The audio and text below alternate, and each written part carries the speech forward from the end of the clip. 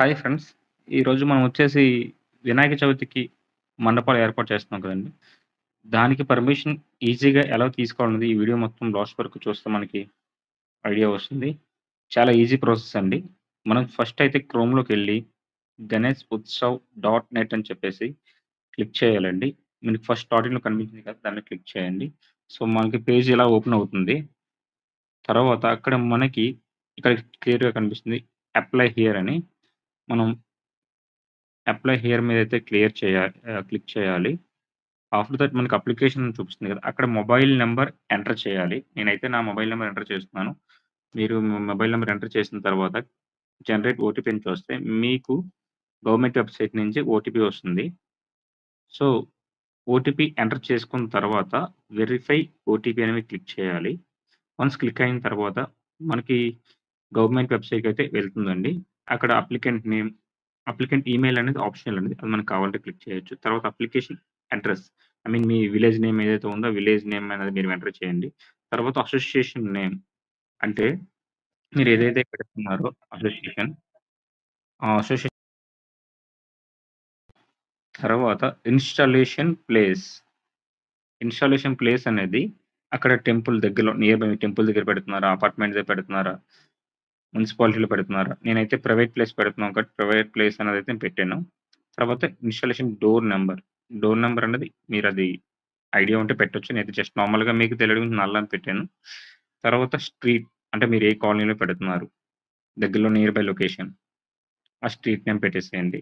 తర్వాత మనమైతే మన ఏ జిల్లాలో అయితే ఉందో మీరు ఆ జిల్లా క్లిక్ చేయాలి. నేనైతే విశాఖపట్నం నుంచి కాబట్టి విశాఖపట్నం అని చెప్పేసి క్లిక్ చేసాం. విశాఖపట్నం కమిషనరేట్ అని. తర్వాత సబ్ డివిజన్. అందులో విశాఖపట్నం అయితే గనక లౌండర్ 1, లౌండర్ 2 అలాగా ఉంటే లౌండర్ 1 అయితే మనం క్లిక్ చేసాం. తర్వాత ఈ పోలీస్ స్టేషన్ ఏ పరిధిలోకైతే వస్తుందన్నది మీరు మీ దగ్గరలో ఏ పోలీస్ స్టేషన్ అయితే ఉంటుందో అది క్లిక్ చేయండి. తర్వాత ఐడియల్ హైట్ అంటే బొమ్మ ఎంత పొడుగు తీసుకుంటున్నాం. 7 అడుగులా, 10 అడుగులా క్లిక్ చేయాలి. తర్వాత పందిల్ హైట్ అంటే మన పందిరి ఎంత హైట్ అయితే వేసామో ఆ హైట్ కూడా మెన్షన్ చేయాలి. తర్వాత కిందకొచ్చిన తర్వాత ఫైనల్ కమిటీ డీటెయిల్స్ అని ఉంటాయండి. అక్కడ కమిటీ మెంబర్స్ టోటల్‌గా 5 కమిటీ మెంబర్స్ అయితే ఉంటుంది. సో, మీరు 5 కమిటీ మెంబర్స్‌లో ఎవరైతే ఉంటున్నారో వాళ్ళందరూ నేమ్స్ అండ్ మొబైల్ నంబర్స్. ఎందుకంటే రేపు ఉదయాన్నే మన అక్కడ ఇందులో టర్మ్స్ అండ్ కండిషన్స్ కొన్నుంటాయి. అంటే హై పొల్యూ మన మైక్ సెట్ సౌండ్స్ గురించి గాని, తర్వాత మనం నైట్ టైమింగ్స్ ఉంటాయి. 10:30 తర్వాత 11:30 వరకు, ఈ టైం వరకు 10:00 వరకే మైక్ సెట్ అనేది ఉంటుంది గదా! అలాగే కొన్ని కొన్ని మనకు పోలీసు వాళ్ళు మనకు చెప్తారు. వాళ్ళు మన దగ్గరలో ఉన్న పోలీసు వారు మన స్టేజ్ దగ్గరకైతే వచ్చి మనకన్నీ కూడా చెప్తారు క్లియర్‌గా. అక్కడ టర్మ్స్ అండ్ కండిషన్స్ ఏవైతే ఉన్నాయో, రూల్స్ పాటించాలన్నీ కూడా మనకు క్లియర్‌గా పోలీసు వాళ్ళైతే మనకు చెప్తారండి. అవన్నీ కూడా మనం క్లియర్ కట్‌గా పాటిస్తూ వెళ్ళిపోతే మనకైతే ఎటువంటి ఇబ్బందుండదు. సో, జస్ట్ ఫార్మాలిటీగా మనకి ఎవరైతే కమిటీ మెంబర్స్ ఉన్నారో వాళ్ళందరి మొబైల్ నంబర్స్ కూడా మనం ఎంటర్ చేసిన తర్వాత ఇమ్మర్షన్ డీటెయిల్స్ అంటే మనం ఎక్కడైతే నిమజ్జనం చేద్దాం అనుకుంటున్నామో ఆ డీటెయిల్స్ అన్నీ అడుగుతుంది. సో, మీరిక్కడ చూసారు గదా! 27 అంటే వినాయక చవితి రోజు నుంచి తర్వాత ఆఫ్టర్ ఫార్వర్డ్ మీకు ఇప్పటి వరకు పర్మిషన్ అయితే చూపిస్తుంది. 30థ్ సెప్టెంబర్ వరకు ఉంది. సెప్టెంబర్ 30థ్ వరకు అయితే ఉంది. ఆ రోజులో మీరు ఏ రోజైనా సెలెక్ట్ చేసుకోవచ్చు. మీకు ముందే ఐడియా ఉంటుంది కదా!